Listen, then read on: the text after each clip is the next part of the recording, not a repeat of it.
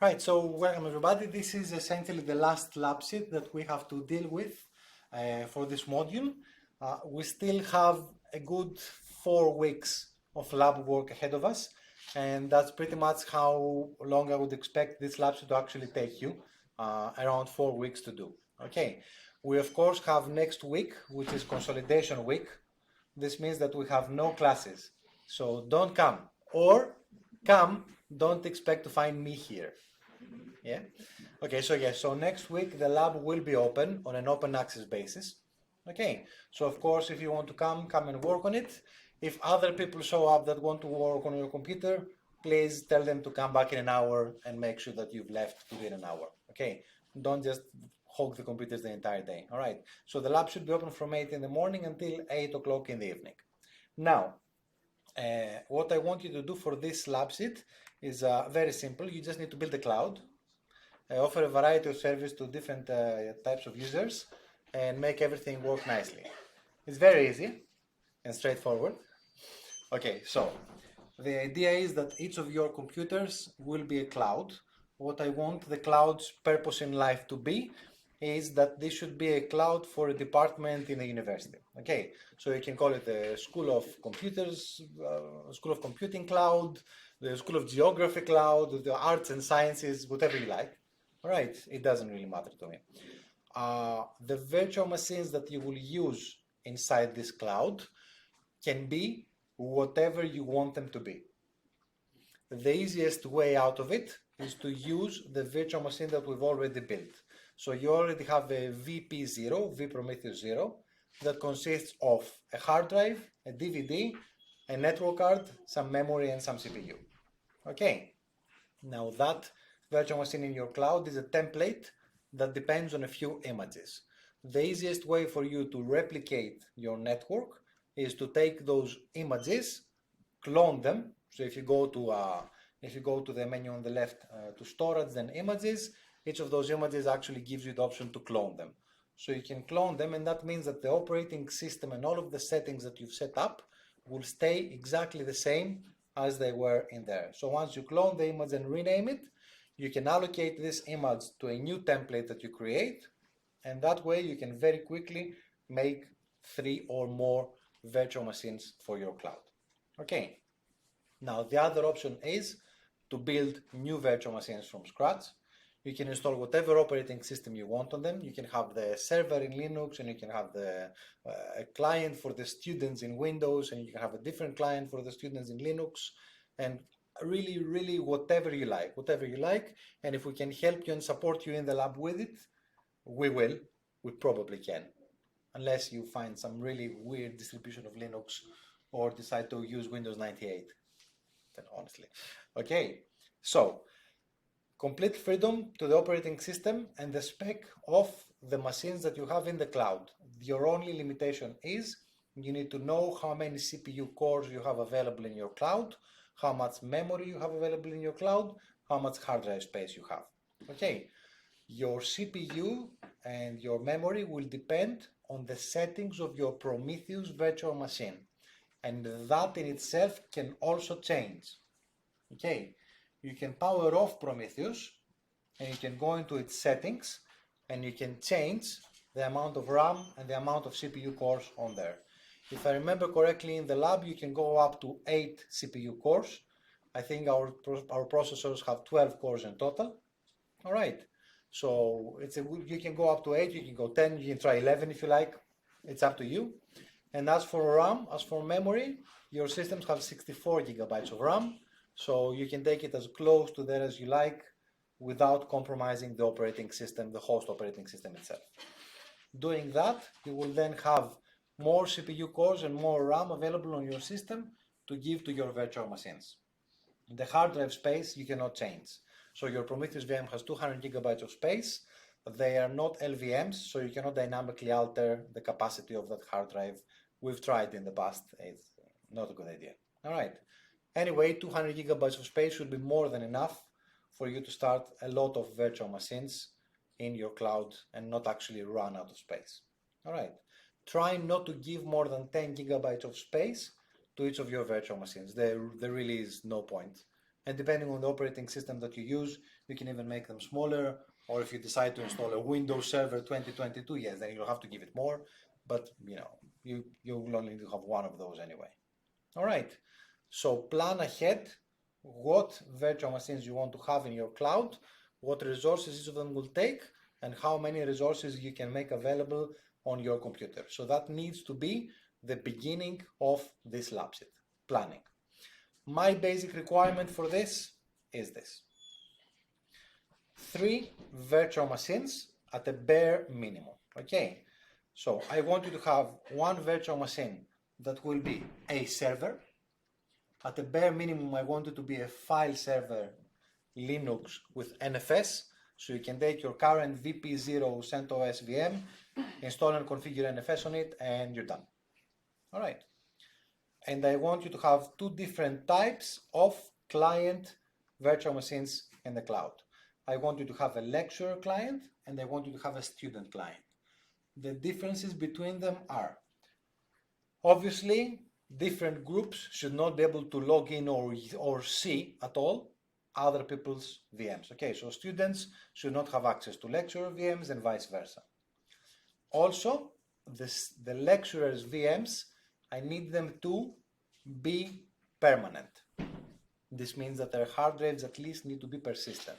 Okay, so when a lecturer logs into a lecturer VM in the cloud, all of the work that they do needs to be stored locally and needs to be saved there forever and stay there until it's deleted by the system administrator or the user itself. The student virtual machines don't need to have this. The student virtual machines can be non-persistent completely. So you can start them up, use them, and once the student logs out, then they get destroyed and all work lost. All right. So this is the very minimum basic requirement. Okay. To get an A on the module on your logbook, all of your previous lab sheets need to be perfect. So everything needs to be working. You need to have all of the screenshots for all of the work that you've done in your logbook. You need to explain a very basic what you've done and why you've done it. And you need to reach this lab sheet up to those 3 virtual machines with user accounts, so lecturers and students as users, and with at least NFS, network file sharing, being offered to both the lecturer and the student machines. All right. If you do this, you can get up to 70%. Anything beyond that will depend on what you do beyond that on this lab sheet itself. So I can explain that. The server itself, at a bare minimum, can provide file sharing. I want it really to be able to do at least user authentication. Okay, the easiest way to do this is LDAP. So if you have a Linux server, then you can set up LDAP on it. I do have an example lab sheet on next week's space on Moodle. So you can install an LDAP server that will manage authentication of all of your users. So you can create all of your users there, lecturers, students, and so on. And you can make sure that the clients that you build use this authentication method and you log in as one of those users from one of those groups. Okay.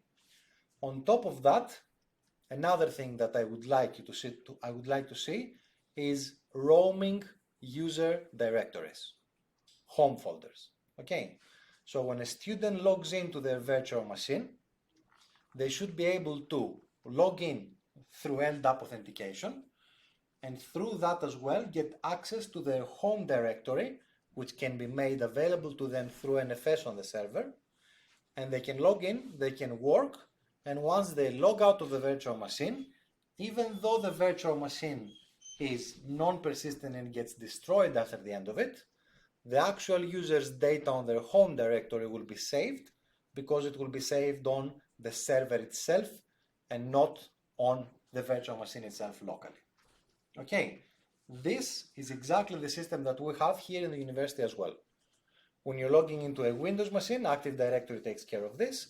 When you log into a Linux machine, you'll still notice that you have your own home folder, you have your own preferences and settings, wallpaper and everything else in any machine that you log into the university. This is because we're doing exactly this. And in fact, we have a module that connects our LDAP servers that handle the Linux authentication to our Central University's Active Directory server. Okay, and they talk to each other and they communicate. So when our LDAP server gets called upon, it's actually working with our Active Directory and gets your student account, username, password, home directory, and everything else. All security settings and everything else. You don't have to do it that complicated, it's fine. Okay, but that's the same principle behind what I want you to have. I want you to have a central authentication in your cloud, and I want your home directories to be available on the server and accessible from any of the virtual machines that we use as clients in the cloud. All right. Now, as I said, you can use whatever operating system you like, and you can use any software you like for this. I did mention NFS and LDAP. These are my recommended services to set up if you're not too much into it. If you are really into it and you really want to impress me or learn whatever you want, you can set up whatever operating system you like, whatever network file sharing method you like, whatever authentication method you like. You can completely Windows this thing if you want. All right, you can do a Windows server with Active Directory, user policies, clients with remote desktops, anything you like. Sky's the limit. Okay, as long as you provide the functionality that I want you to provide. As long as you have students and lecturers that get a virtual machine when they log into the cloud and they can work on it, do their job, not lose their data. Okay. As for the networking side of things, at the moment you have 4 network cards, which means that you can start 4 virtual machines. I would recommend that you make sure that your routing always stays on your server and you don't lose it. And the easiest way to go about this is to actually never shut down Prometheus again. Okay, if you got the service going, or to configure the services to start automatically every time you start your Prometheus. At the moment, with the way that the lab sheet is structured, packet forwarding should be only needed to be done once, and it should always work. The services Zebra and OSPF, because you did the enable command, should always start automatically as well. So you only really need to care about disabling the firewall. So if you do an IP tables minus capital F, or if you put the rules in place, you do your research, put the rules in place to let Zebra and OSPF through the firewall, then that would mean that your Prometheus, even if it goes down, once it starts up, routing always works, and that's it. So with routing in place and all of your network cards in place, your network cards come up automatically every time you start your computer. So if you type ifconfig, you should see net 28, 30, 31, 32. You then need to make sure that you have enough network cards to allocate to your virtual machines. The idea is that we do what we call a proof of concept. So essentially we need to have 3 virtual machines running. However, the machines that are running on net 30, 31, 32 can only start up 1 virtual machine, because you only have 2 usable IP addresses per subnet. You're using one of them already for your net 30 or whatever network card on the host. You only have 1 IP address left for your virtual machine. Use them as they are, set up the system so that it works, and then for the lecturers it's not as important, but for the student accounts, that they should be able to start multiple instances at the same time.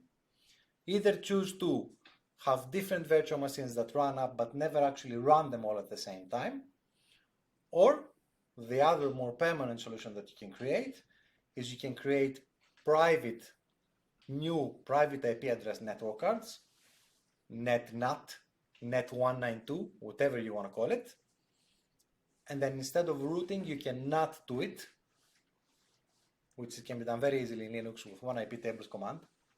I'll make sure I make that command available to you, okay? And then if you have a private network, you can have up to 255 machines available in that private network. So you could set up your student clients to work on that network if you wanted to, and then have all of your lecturer clients use the 30, 31, 32s and have your server on the bridge. Also, don't forget, you can use multiple bridges. So your hosts at the moment have IP addresses from 1 to 48 that you cannot use. They are on the physical host.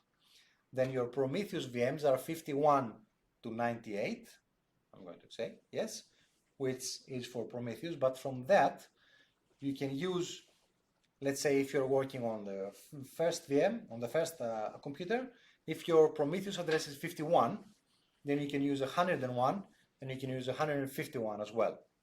So you have actually 2 more bridges available. So you already use one of those bridges for your net28. If you want to, you can make one more. Okay, so you can go plus 50 on top of that. However, please do not go more than 250. Okay, so essentially you can use 3 bridges. You can use 2 more levels up. All right. Don't go more than 248, I think they should stop. So if you see that you're bridging and you're using more than 248, you're going to get us in trouble because we have some of our services running, like our DNS is 251. Okay, so you're going to mess up the entire class. Please don't. All right, so you can bridge some more if you like. And if you really want to get into it, you can bridge the entire network. You can expand onto subnet 29 as well, because don't forget we are supernetting subnets 28 and 29 in the lab. So really, if you're sitting on computer 1, your Prometheus is 51, you can use 28, 51, 101, 151, and then 201, and then you can use 29.1, 2951, 29 101, 29 151, 29 201. Whole lot of bridges. Okay. If you do decide to do this wonderful thing, please consult with me first. All right, so that I make sure that all of the IP addresses that you're using are correct and available, and we won't have any problems with that. Okay, so there are various solutions available to the IP address dilemma. All right, just make sure that you plan ahead and you organize this. And if you're not 100% sure about what's happening, then please call me to your desk and we can have a chat about it. All right. Another important aspect in the planning part is I want you all to have in your logbooks network diagrams. I want you to have network diagrams with the computers that you're using, the virtual machines that you're using, and all of the IP addresses of all of the network cards that you have in there. Okay, this needs to be in your logbook. If it's not in your logbook, it's going to cost you at least 5 marks. All right. I need to see that you have a plan and you have a network diagram. Without a network diagram, you're just building, it's like trying to do my lab sheets without actually having the lab sheet open, which I've actually seen in the lab a couple of times. Baffled. Never mind, anyway. Okay, so please make a network diagram. And of course, ask me or ask my assistants in the lab if it's correct or if you can use this and so on. The idea is that you end up with a cloud system that in the end serves the needs of what we want to use it for. We want to have 1 or possibly even more servers. Okay, you can set up other things. You can set up a DHCP server if you like. You can set up your own DNS server. Really, whatever you like. There is no limit to it. Okay, and you can offer all of these services to your clients. So as long as your lecturers, your group of lecturer users, and your group of student users can log into the system and use it, and they don't need to understand anything about the infrastructure that's behind it, then that's it. The end user, whether it's a lecturer or a student, they should log in, and as soon as they log in, they should really only see one button, which is a virtual machine, and they can click on it, and it runs, and they log in, they get their home directory, they get the internet access, and that's it. Okay, your end users need to know nothing about everything that's happening inside your cloud. They don't need to worry about your services, your IP addresses, which virtual machine to start, and so on and so forth. If you want to expand even more, you can make different virtual machines available to your users. So you can have student virtual machines that are the normal virtual machines, or you can have student virtual machines that contain some sort of application inside them that your students can actually use. Okay, this is the most complicated that I want the student accounts to be able to be when they log in. So when they log into the web browser, maybe they can choose between two different virtual machines that are clearly labeled, and they should both work. All right. The more functionality you build into this, the better you make it, the more marks you'll get. I do have the tendency to give 100%, but it needs to be something truly impressive. Okay, I'm not one of those people that say, oh, 100% is only for God.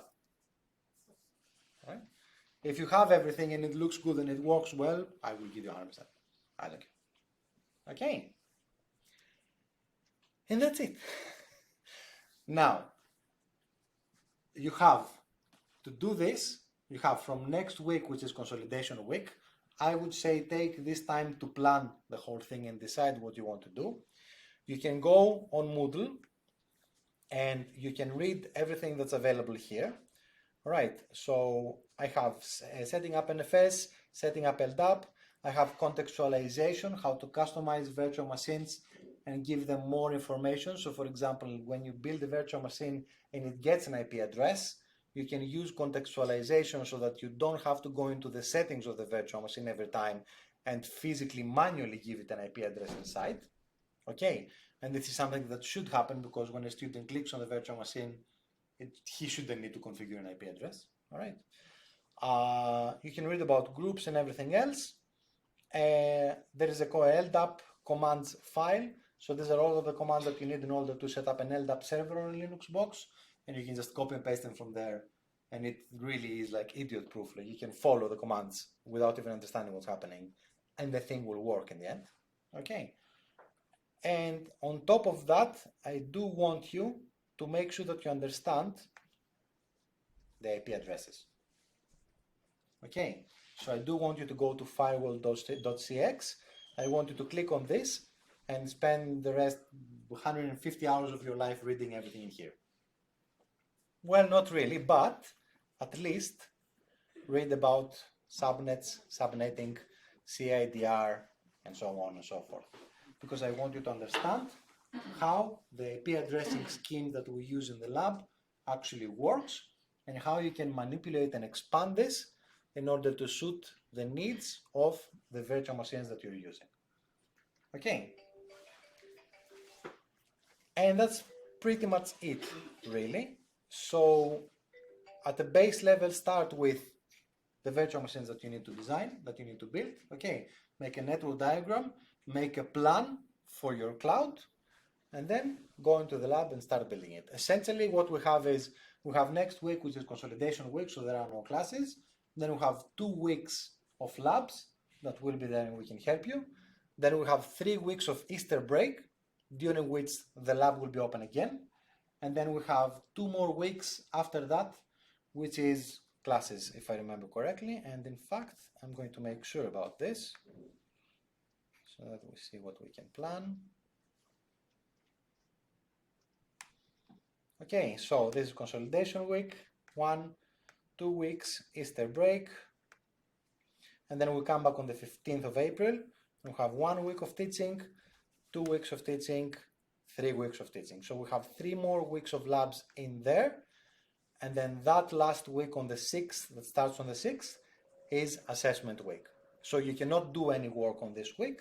I will use this week, which is the last one, so that I go around and assess your logbooks. All right. So there is plenty of time. You have essentially 5 weeks of lab help and 4 more weeks on your own to get this done. I think it's plenty. Okay. Any questions about all this? All right. Thank you very much.